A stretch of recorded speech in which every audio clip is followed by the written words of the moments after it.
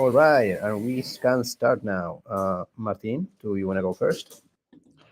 Sure. So for me, I've been working on implementation of the fork choice store. I have a PR.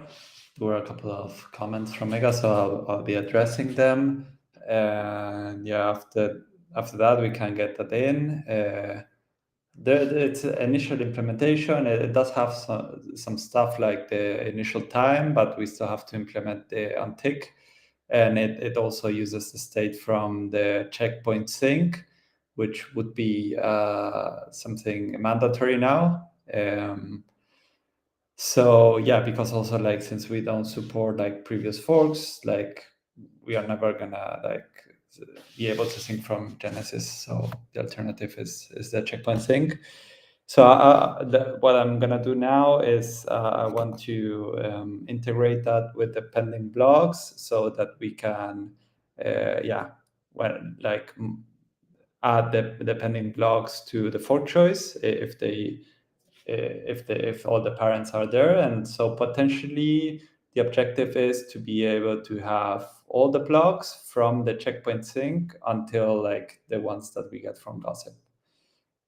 So yeah, that's it for me. And also, by the way, like on the gossip, we were getting a lot of spam blogs, like very old blogs. And now with this, we are able to filter those since we just use the blogs that are current or at least like in the last 32 slots. Otherwise, we discard them. So yeah, that's pretty good for spam. So now that we have that, I upgraded the logging back to notice. I don't know what you guys think. I think like it's not bad to have like a log every 12 seconds to make sure that yeah, stuff is coming.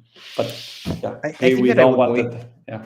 I think that I would move it to info instead. So like if Okay. we want to Yeah. specifically log for things, we can log them in notice, and info is just like the default. But that's a good one. Sure. We could log those ones, or maybe we could wait until they are added to for choice and log it there.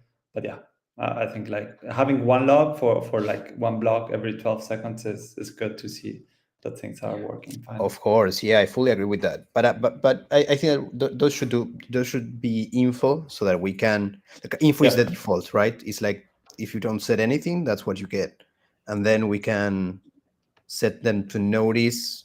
Sorry, and we can set whatever messages. Like if we're debugging or anything, we can just put notice so that we can see them, and that's it. Sounds good. That's it for me. Perfect, thank you. That's great progress. Paul, do you want to go next?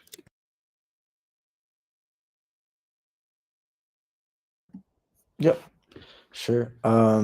So yesterday, so yesterday night, I managed to finalize the PR related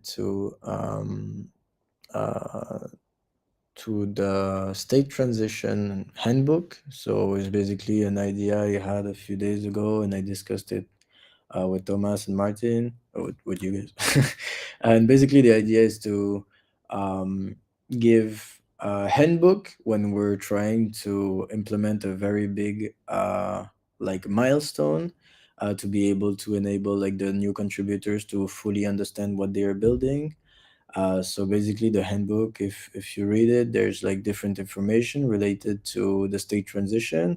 So there's like, okay, what is a state transition, but also, okay, how is the state transition implemented in the specs, and after like all the information related and like the decomposed function. And after, I also made the research on mapping visually the whole state transition function tree. So now we have a visual representation of the state transition function, and I made a PR of that in the repo. So waiting on some reviews. After this morning, I started working. I also opened the PR. So I think I opened 10 no issues. Sorry, I opened 10 issues related to operations and the tracking for these issues. So now we can wait for new contributors to take them. And yeah, and Do you consider all of them to be applicable for first issue? Because I saw you put the label on all of them.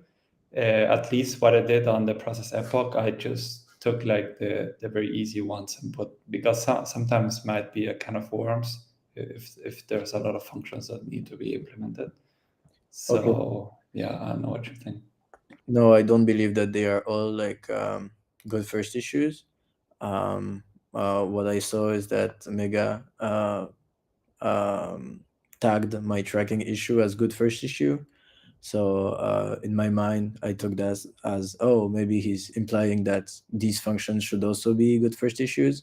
So I tagged all of them as good first issues because I thought that they. But yeah, definitely not all of them are easy to implement. So I'll go over them and maybe um, remove the good first issue tag for the ones that are maybe a little bit more complex. If you think that's relevant.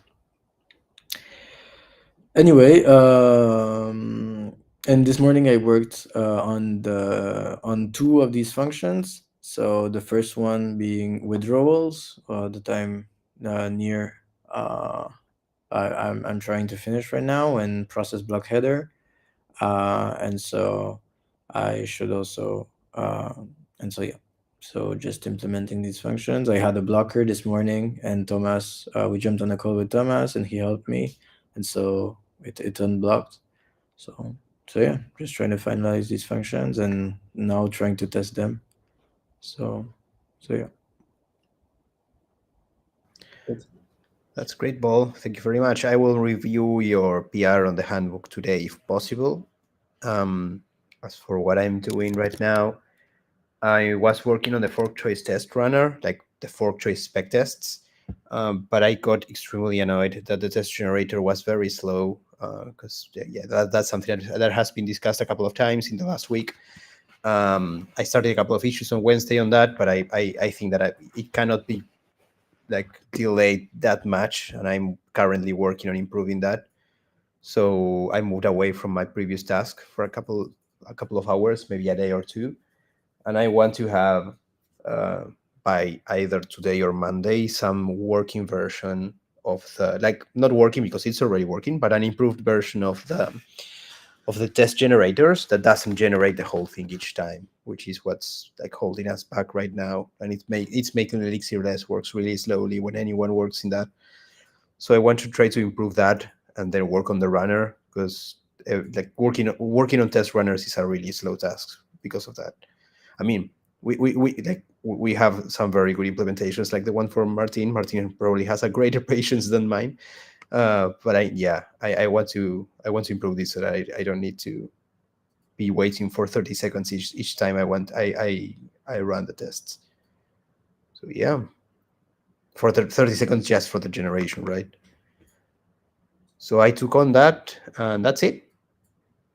Does anyone have any final comments or questions before finishing the daily? Oh yeah, I just had a question. And do you know if we have a hash function to hash?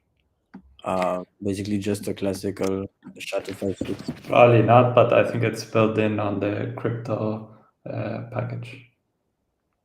On Exactly that, yeah. so I can copy the package and we should have it, right? That's what you mean? Yeah. Seems fair.